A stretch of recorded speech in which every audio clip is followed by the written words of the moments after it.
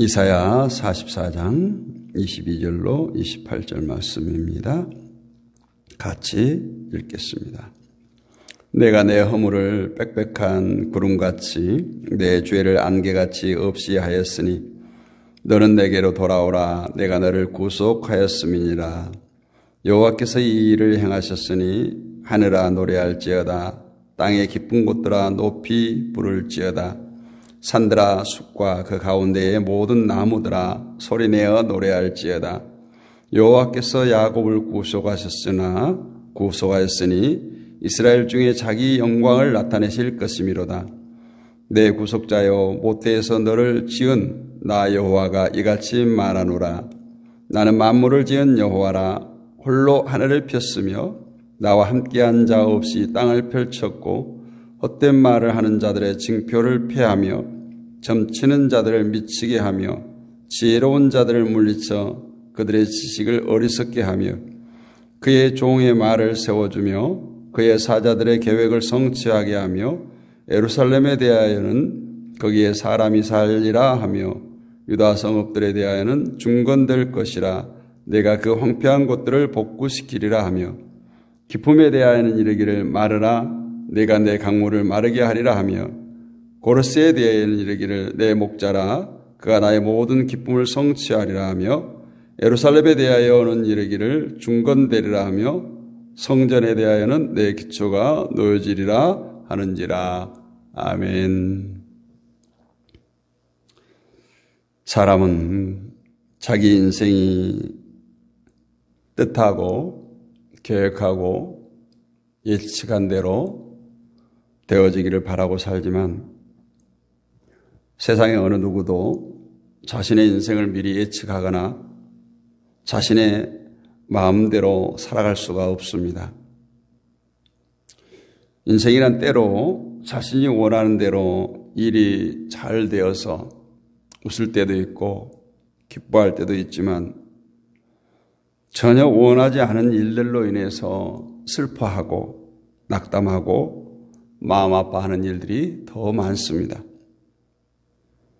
즉 인생은 늘 고개사가 줄을 타는 것처럼 언제 무슨 일이 일어날지 모르는 롤러코스터와 같은 인생 속에 희비가 엇갈리는 삶을 삽니다.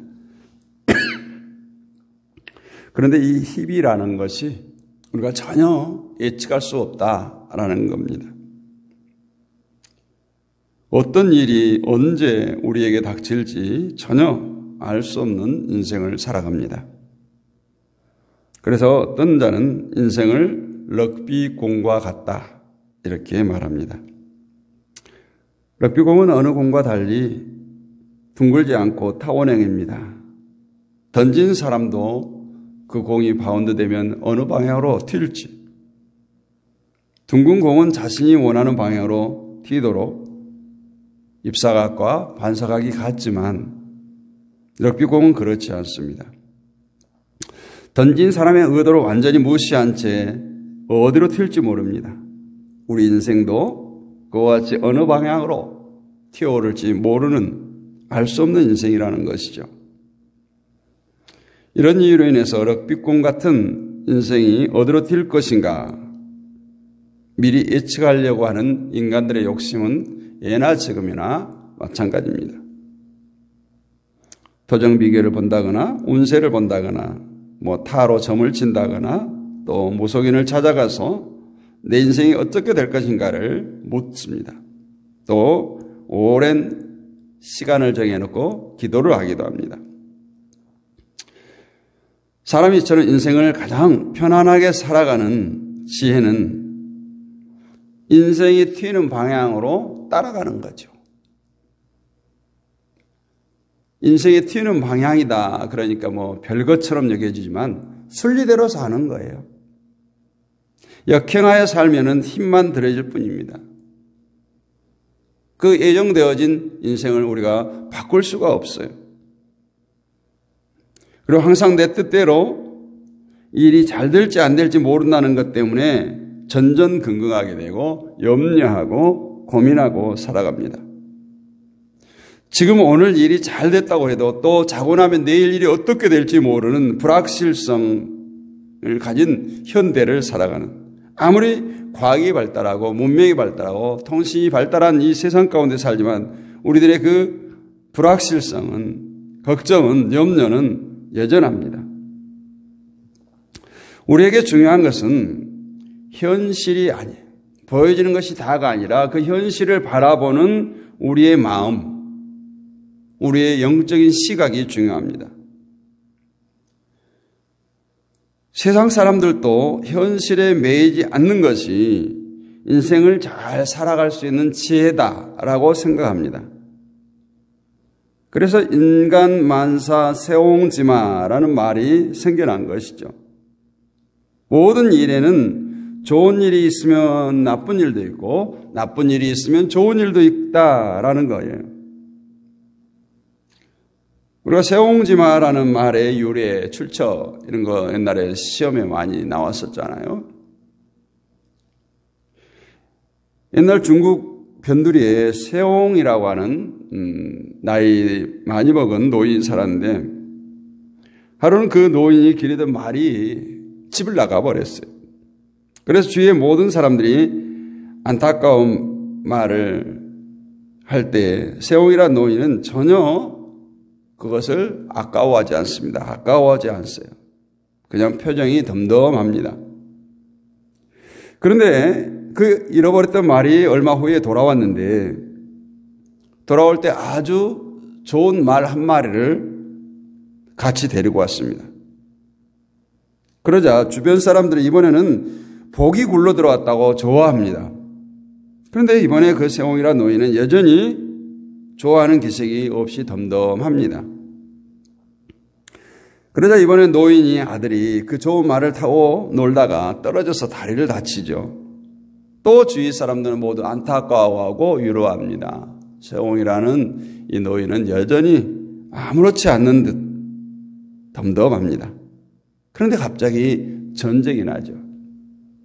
마을의 청년들이 다 전장터로 끌려가지만 세옹의 아들은 다친 다리 때문에 전쟁에 끌려가지 않고 무사할 수 있었습니다. 이것이 바로 세옹지마의 유래죠. 결국 세상에 깨달은 인생의 지혜는 복이 아니고 화가 아니다. 우리가 좀 기쁜 일이 있다고 해서 희덕거리고 하다가 좀 슬픈 일이 있다고 시리에 빠지고 낙마하고 이것이 지혜로운 인생이 아니라는 것을 이 세옹이라는 사람을 통해서 보여주고 있습니다. 그래서 세상 사람들은 누군가에게 나쁜 일이 일어났을 때 살다 보면 좋은 날이 있을 거야. 이제 액땜했다고 쳐. 이제 너에게 나쁜 일은 다 지나갔어. 이렇게 위로를 합니다. 그러나 세상이 말하는 인생의 지혜는 철저하게 자기 위주예요. 인간 위주라는 거예요. 어떻게 하면 인생을 마음 편하게 살 것인가 노력하는 가운데 만들어낸 것에 지나지 않는다. 그래서 화에도 매이지 말고 복에도 매이지 말고 그냥 덤덤하게 살라는 거죠. 세상을 럭비공처럼 보는 것은 같다고 할 수 있을지 모르지만 우리 그리스도인들의 배후에는 전능하신 하나님이 계심을 바라볼 수 있어야 합니다.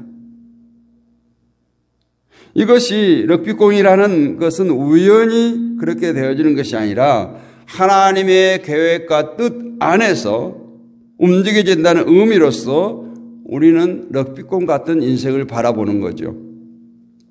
우리의 뜻과 계획을 배격하고 하나님의 뜻과 계획을 앞세우기 때문에 우리가 생각지도 못한 인생이 펼쳐진다고 할지라도 믿음은 하나님의 뜻이 우리를 통해서 이루어짐을 생각하는 이것이 하나님의 역사하심이구나. 하나님께서 일하시구나. 이런 생각, 믿음을 갖게 되는 것입니다. 좋은 일이 있든 나쁜 일이 있든 하나님이 하신다는 거예요. 이것이 바로 성도가 바라보는 시각입니다. 이 믿음은 이사야 55장 8절에 보면 내 생각은 너희 생각과 같지 않고 내 길은 너희 길과 같지 않다는 말씀이 믿어질 때 가능한 거죠. 어떻게 우리의 생각과 하나님의 생각이 같겠어요? 어떻게 내가 가는 길과 하나님이 계획하신 길과 같겠어요? 믿음이 있을 때는 잘 된다고 해서 교만하지 말라는 거예요. 못 되었다고 해서 낙심하지 말라는 겁니다. 이런 마음으로 현재를 보고 살아간다면 지금 눈앞에 어려움만 보이는 것이 아니라 장차 나타날 영광을 바라보게 된다는 거죠. 우리는 인생이 내 뜻대로 사라지지 않을 때 비로소 내 뜻보다는, 내 계획보다는 더 크신 하나님의 뜻, 하나님의 계획이 있음을 바라볼 수 있어야 합니다. 그리고 그 하나님의 뜻에 수긍되어지는 것이 믿음이죠. 그래서 성도는 힘들고 어려움이 있다고 해도 낙심하지 말고, 그러면 그럴수록 더욱더 하나님을 굳게 붙들고 하나님께 순종하는 것을 배워가야 되는 것입니다. 이것이 인생을 지혜롭게 살아가는 크리스찬 성도의 마음 자세입니다. 오늘 본문 21절을 보면 야곱아 이스라엘아 이 일을 기억하라. 너는 내 종이니라. 내가 너를 지었으니 너는 내 종이니라. 너는 나의 이짐이 되지 아니하리라. 내가 너를 잊지 않겠다라는 거예요. 내가 너를 지었나니 너는 내 종이라는 것이고 내 종된 너는 내가 절대 잊어버리지 않을 것이라. 이렇게 말씀하고 있습니다. 하나님에게는 건망증이란 것이 없습니다. 문제는 우리에게 건망증이 있죠. 하나님께서는 결코 우리를 잊어버린 적이 한시도 없어요. 늘 우리와 함께 하시고 우리의 인생을 인도하고 계시는데 정작 우리가 하나님을 잊어버린 채 하나님이 없다는 듯이 인생을 살아온 것입니다. 그래서 조그만 일에도 쉽게 하나님을 잊어버리고 슬퍼하고 울면서 하나님을 원망하고 낙심하고 살아왔습니다. 인간의 얕은 생각으로는 도저히 알아챌 수 없는 하늘의 높은 뜻이 내 인생을 지배하고 계심을 잊어버린 채 내 뜻을 앞세우고 내 뜻을 관철하기 위해서 고집부렸던 그런 우리들이었습니다. 이것이 지금껏 우리들이 인생 속에서 머물렀던 과거의 흔적들이죠. 22절에 내가 내 허물을 빽빽한 구름이 사람같이 내 죄를 안개의 사람님같이 도말하였으니 너는 내게로 돌아오라. 내가 너를 구속하였음이니라. 하나님은 여전히 하나님의 백성들을 향해서 돌아오라고 해요. 돌아오라 돌아오라. 어디로 돌아오라고 합니까? 죄를 사하시고 죄를 없게 하신 하나님께로 돌아오라는 거예요. 돌아오면 죄를 사해 주신다는 것이 아니라 이미 죄를 사해 놓으시고 돌아오라고 하시는 겁니다. 따라서 내 자신을 보면서 하나님께 돌아가기를 망설이는 사람은 참으로 어리석다고 말할 수 있어요. 어제 어떤 사람을 만나서 복음을 전하는데 굳이 내가 종교를 필요치 않다. 하나님이 필요치 않다. 내게 아무 일도 일어나지 아니하고 내가 잘 살지는 못하면 내가 계획한 대로 모든 일이 잘 되어지고 있다. 이런 사람들이 자존심이 살아있는 사람이죠. 또 어떤 사람은 나 같은 죄인이 어떻게 하나님을 믿을 수 있습니까? 하나님을 아버지라고 부를 수 있습니까? 이렇게 말합니다. 아주 겸손한 듯 얘기합니다. 어떤 사람은 자존심이 강하고 어떤 사람은 겸손한 척합니다. 모두가 다 떳떳하게 하나님을 만나라고 합니다. 그리고 하나님 앞에서 나는 떳떳하다고 큰 소리 치려고 합니다. 이것은 참된 하나님 백성의 모습이 아니죠. 오늘 하나님은 누구를 종이라고 보십니까? 그것은 하나님께로 돌아오는 자를 종으로 부르십니다.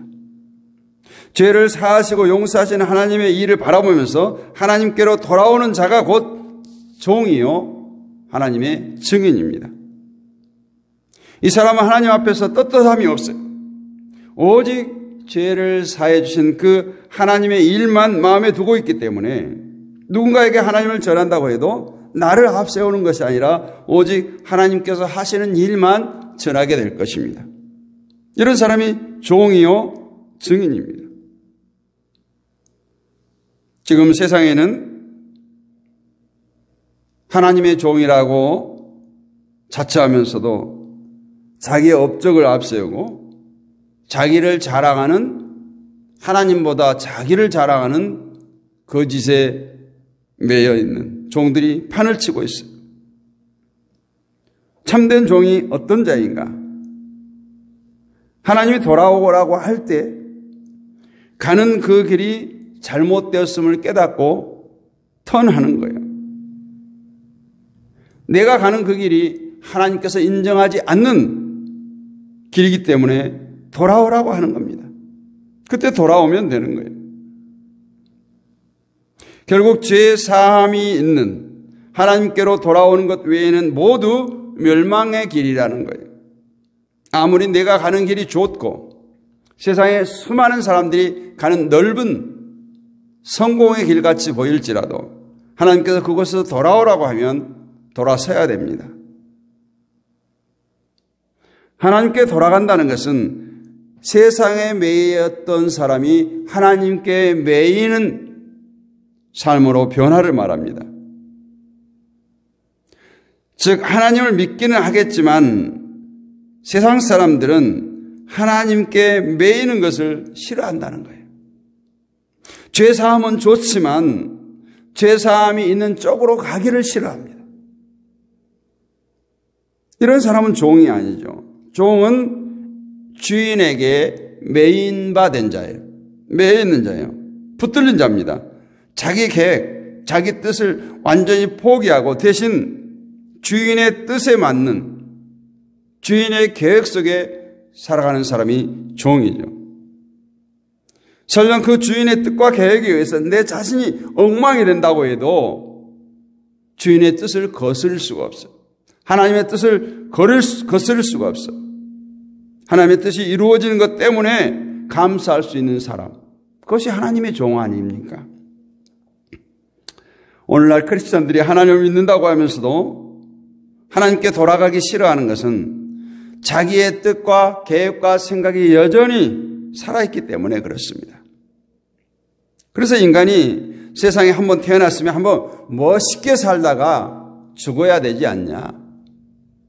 정말 세상에 큰 족적을 남기고 가야 되지 않느냐. 소위 포부와 욕망이라는 것이 살아있기 때문에 하나님께 매인 삶을 싫어하는 거예요. 그러면서도 나는 하나님을 믿습니다. 하나님을 사랑합니다. 그것을 성경은 우상이라고 말합니다. 하나님은 어떤 분이십니까? 우리의 마음의 모든 것까지 알고 계세요.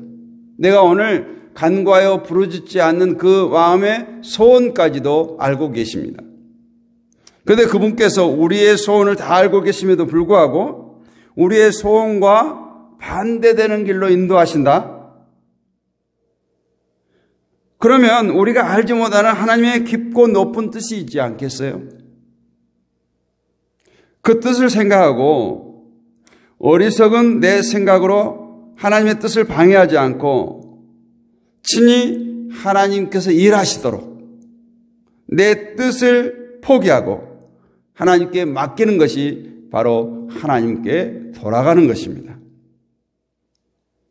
여러분, 세상에 참된 평안은 없습니다. 어딜 가도 경쟁이고 싸움입니다. 돈이 효자고 돈이 힘입니다. 돈이 없으면 냉대와 멸시를 받고 사는 것이 세상입니다. 그래서 우리의 쉴 곳은 오직 하나님이에요. 하나님은 우리의 피난처이고 안식처입니다. 죄의 사함이 있는 하나님께 돌아가고 피하는 것이 가장 큰 우리 인생의 지혜임을 기억하시기를 원합니다. 모든 일은 하나님이 하셔요. 인간에게 묻지 않습니다. 우리 인간에게 자문도 구하지 않고 하나님 마음대로 처리하시고 진행하십니다. 24절로 28절을 한번 보세요. 우주 만물의 모든 것이 하나님의 손에 있다. 내 인생은 그 우주 만물 속의 작은 티끌 같은, 아니 조그만 점에 지나지 않습니다. 우리가 할 일은 아무것도 없어요. 다만 우리의 뜻을 멈추고 하나님이 하시는 일에 눈길을 돌리는 거예요.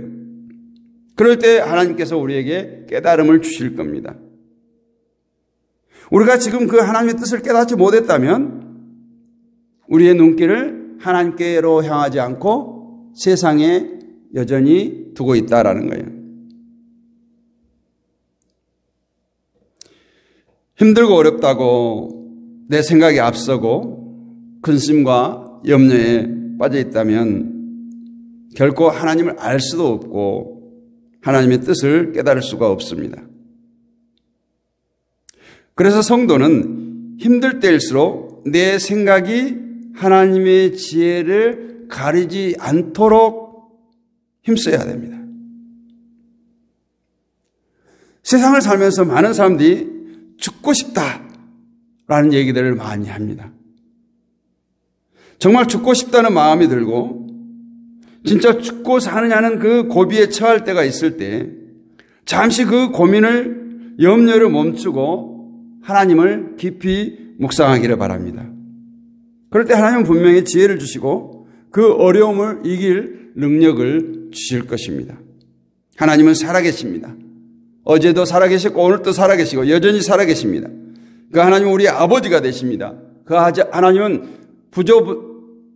안 고신 것 없이 계시는 하나님. 지금도 나를 붙드시고 계시는 하나님. 죄를 사하시고 죄를 용서하시는 일을 다 마쳐놓고 우리에게 돌아오라고 오늘도 문을 활짝 열고 기다리시는 하나님. 근데 우리가 그 하나님의 외침에 관심이 없이 내 인생에 몰두한 채 살아간다면 그것은 바로 망하는 길로 가는 것임을 잊지 마시기를 바랍니다. 어디로 튈지 알 수 없는 우리 인생을 살아가는 우리로서 다만 하나님께로 돌아가는 것 외에는 아무것도 없습니다. 하나님께 매인자로 사는 것이 가장 복된 길임을 기억하시기를 원합니다. 이것이 바로 종으로 부름받은 성도의 삶이에요. 하나님을 나의 구주, 나의 아버지로 부르는 자녀요 종된 삶을 삶으로써 오늘 또 하나님께서 나의 인생을 정말 세상이 발견할 수 없는 참된 성공의 길로 달려갈 수 있는 저의 여러분이 될 수 있기를 주님의 이름으로 축복합니다. 은혜가 풍성하신 아버지 하나님 감사합니다. 이 새벽에도 우리를 주의 손전에 불러주시고 하나님을 아바 아버지라고 부르면서 간과하여 부르질 수 있는 자녀의 특권을 허락하시고 특혜를 베풀어 주시니 감사합니다. 오늘도 내 뜻이 아닌 내 계획이 아닌 하나님의 뜻대로 살기를 원하고 하나님의 계획 가운데 내 모든 것을 드리기를 원합니다. 나를 사용하여 주옵소서.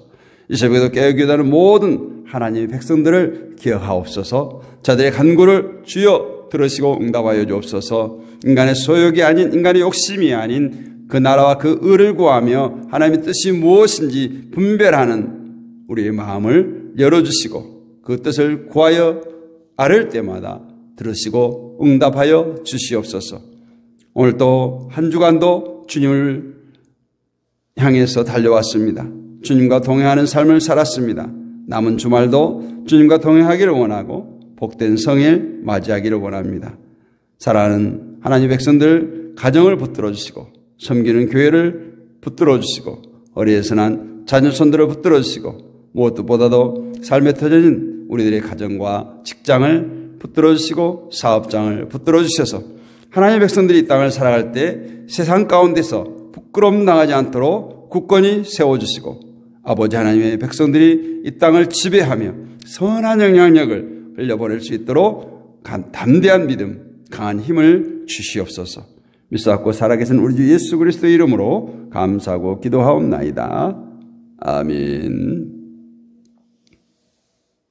지금은 우리 주 예수 그리스도의 은혜와 하나님 아버지의 크고 무한하신 사랑과 성령님의 감동, 감화, 내주교통 충만하심의 은혜가 새벽을 깨우며 하나님 말씀을 묵상하며 하루를 시작하고 달려가는 사랑하는 주의 백성들 머리 위에, 이 나라와 이 민족 위에, 섬기는 모든 교회들 위에 지금부터 영원 뭉도록 함께 있을지어다. 아멘. 감사합니다. 이 한 주간도 승리하셨습니다. 새벽을 깨우는 모든 주의 백성들 가운데 하나님의 크신 은총과 축복이 가득 넘치기를 축원합니다. 오늘 또 우리가 합심하여 기도할 텐데요. 이 나라와 이 민족을 위해서 우리 부르짖어 기도합시다. 한반도 평화를 위해서, 한국 교회를 위해서 기도합시다. 세계 평화를 위해서, 파송되어진 선교사님들을 위해서 기도하시고요. 우리 믿음의 동역자들을 위해서, 또 육신의 질곡 가운데 있는 자들, 온라인 사역자들을 위해서 기도하겠습니다.